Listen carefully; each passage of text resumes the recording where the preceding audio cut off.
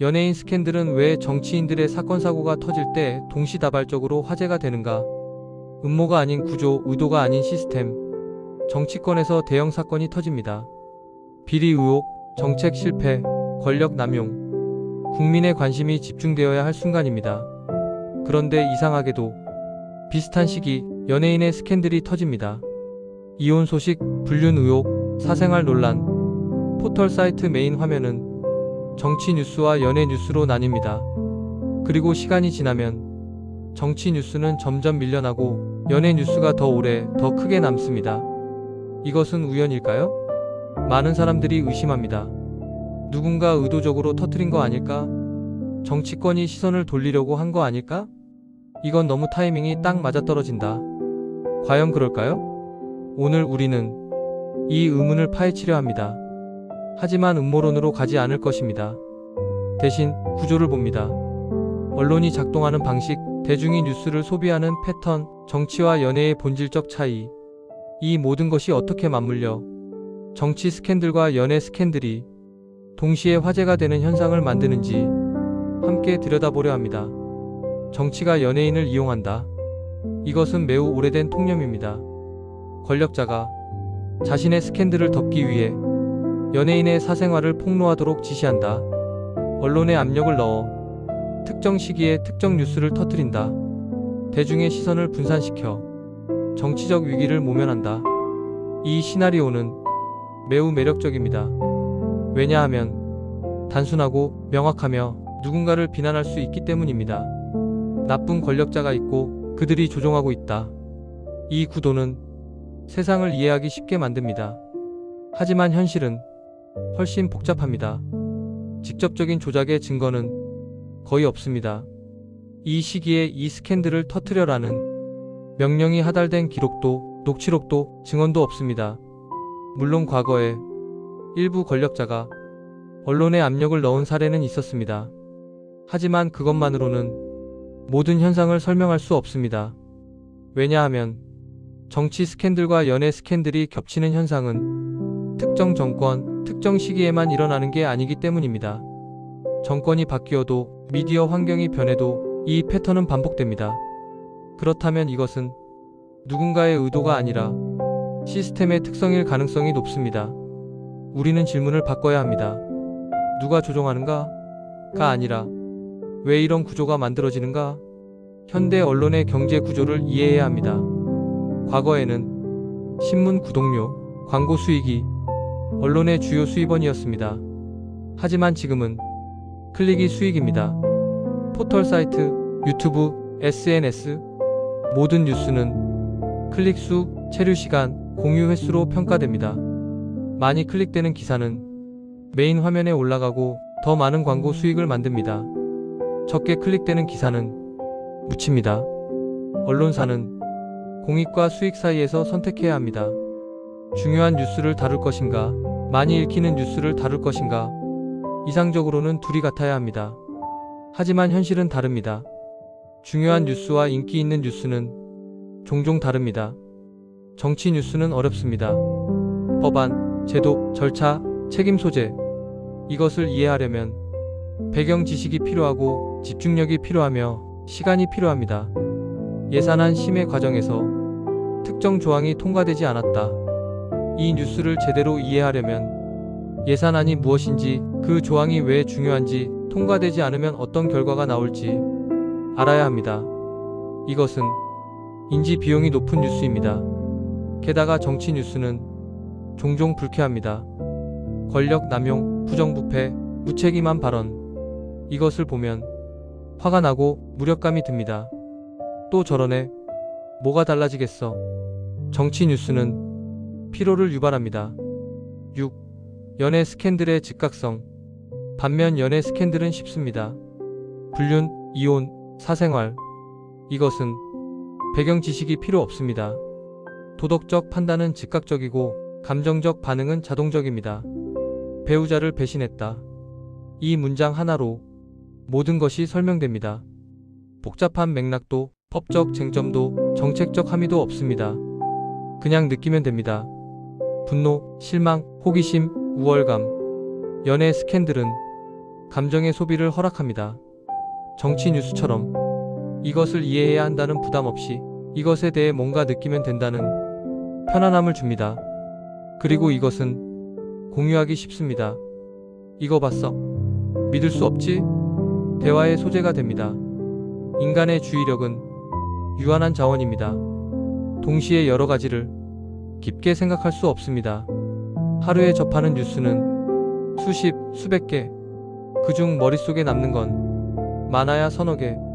그렇다면 무엇이 남고 무엇이 밀려날까요? 심리학에서는 이것을 주의 경쟁이라 부릅니다. 같은 시간대에 비슷한 강도의 뉴스가 여러 개 있으면 사람들은 더 쉽고 더 자극적이고 더 감정적인 것에 주의를 빼앗깁니다.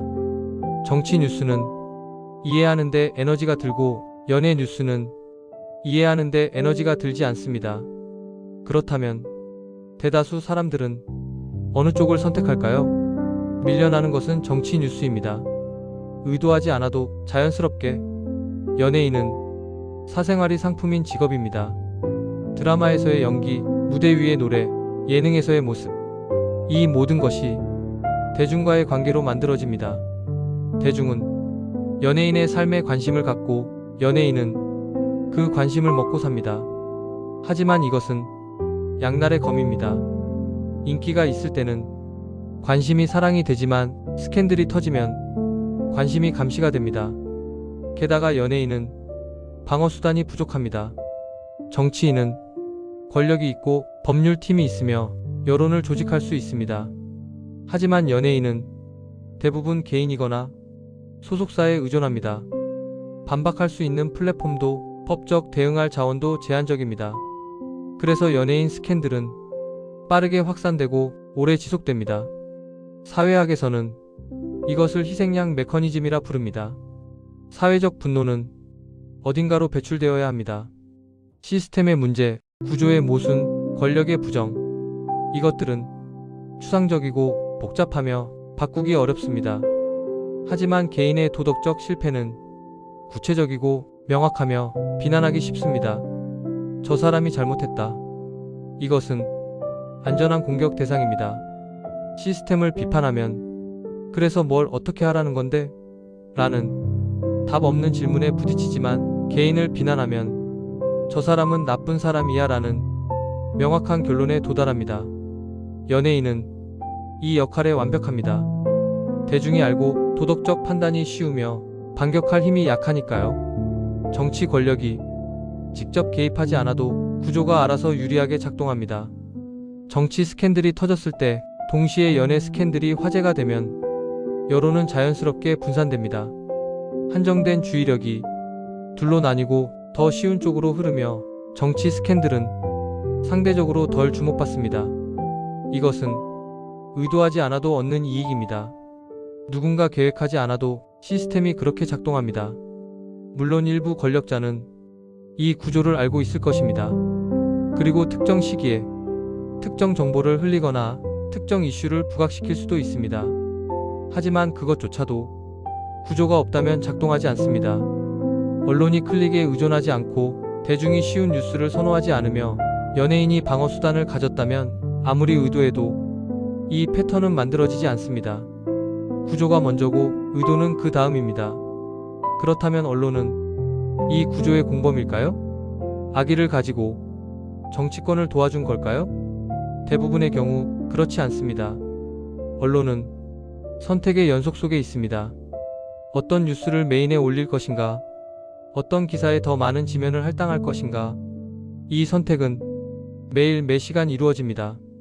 그리고 그 선택은 클릭 수, 광고 수익, 생존 압박에 의해 구조적으로 제약됩니다.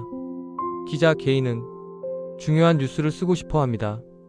하지만 편집장은 조회수를 고려해야 하고 경영진은 광고주를 의식해야 하며 회사는 살아남아야 합니다. 이 과정에서 악의 없는 선택들이 반복되고 그 결과가 구조를 강화합니다. 책임은 개인이 아니라 시스템에 있습니다. 대중은 이 구조의 피해자일까요? 맞습니다. 중요한 정보를 놓치게 되고 정치적 책임 추궁이 흐려지며 민주주의의 감시 기능이 약해집니다. 하지만 동시에 대중은 가해자이기도 합니다. 클릭하는 것은 우리입니다. 공유하는 것도 우리고 댓글을 다는 것도 우리입니다. 나 하나쯤이야 라고 생각하지만 수백만 명의 나 하나가 모이면 뉴스 환경을 만듭니다. 포털 사이트의 알고리즘은 우리의 클릭을 학습합니다. 우리가 정치 뉴스를 건너뛰고 연예 뉴스를 클릭하면 알고리즘은 더 많은 연예 뉴스를 보여줍니다. 언론사는 우리의 선택을 데이터로 받습니다. 우리가 연예 스캔들을 더 많이 읽으면 언론사는 더 많은 연예 스캔들을 생산합니다. 우리가 만든 환경입니다. 그렇다면 왜 이 패턴은 계속 반복될까요? 구조가 변하지 않았기 때문입니다. 언론의 수익 모델은 여전히 클릭에 의존하고 대중의 주의력은 여전히 한정되어 있으며 정치 뉴스는 여전히 어렵고 피곤하고 연예 뉴스는 여전히 쉽고 자극적입니다. 플랫폼 중심 미디어 환경도 이 구조를 강화합니다. 속보 경쟁은 깊이 있는 취재를 불가능하게 만들고 알고리즘은 유사한 콘텐츠를 계속 추천하며 SNS는 감정적 반응을 증폭시킵니다. 이 구조 속에서 정치 스캔들과 연예 스캔들이 겹치는 현상은 필연적입니다. 누가 의도하지 않아도 시스템이 그렇게 작동합니다. 그렇다면 우리는 무엇을 해야 할까요? 먼저 질문을 시작해야 합니다. 왜 나는 이 뉴스를 클릭했는가? 정치 뉴스가 어려워서일까요? 연예 뉴스가 재미있어서일까요? 무엇을 보지 않게 되었는가?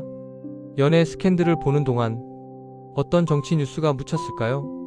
어떤 법안이 통과되었고 어떤 예산이 삭감되었으며 어떤 책임 추궁이 흐려졌을까요? 진짜 중요한 것은 무엇이었는가?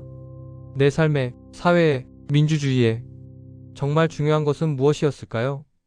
이 질문들은 불편합니다. 왜냐하면 우리 자신을 돌아봐야 하기 때문입니다. 하지만 이 불편함이 변화의 시작입니다.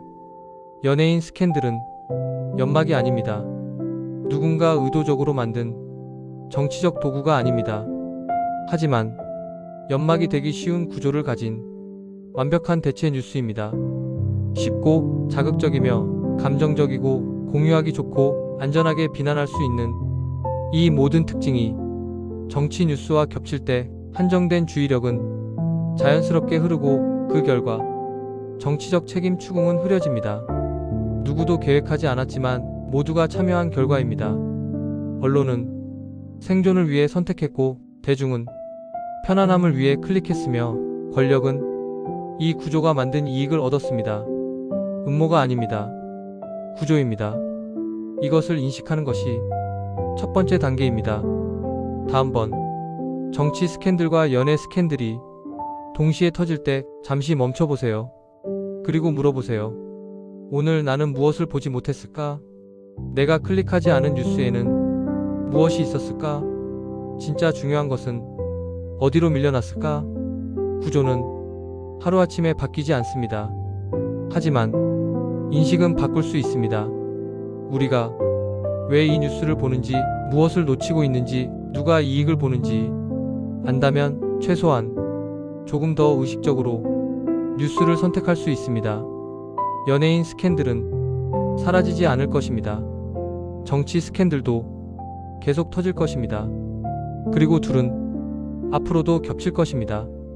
하지만 우리가 어떻게 반응할지는 선택할 수 있습니다. 다음 뉴스를 클릭하기 전 잠시 멈추고 생각하고 질문하는 것, 그것이 구조를 조금씩 바꾸는 시작입니다.